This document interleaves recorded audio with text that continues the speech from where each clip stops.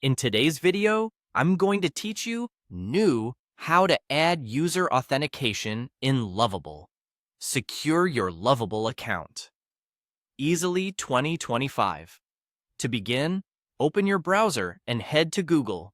In the search box, type Lovable and press Enter. From the results, click the official Lovable website. Look for the lovable.dev domain so you know you're in the right place and not a lookalike. Once you're in Lovable, go to your dashboard and select the project you want to work on. Take a moment to confirm you've picked the correct project and workspace. This helps ensure all the changes you make apply to the right app. Next, connect this project to Supabase. This connection is important because Supabase provides the back-end services that power your authentication, secure user storage, sessions, and access rules, without you having to build all of that yourself.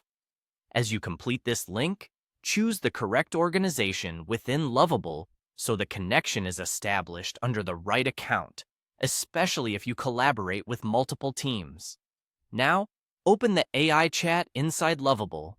In the chat, type a clear request. For example, connect the sign-up and login page with the backend using Supabase, and provide me with the site URL and redirect URLs.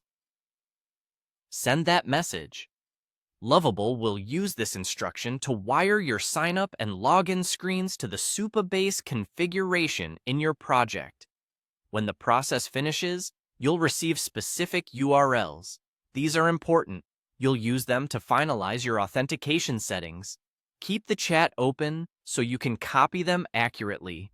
Switch over to Supabase and find the authentication section. There, open the area where you can configure URLs. Set your site URL to the main address of your application.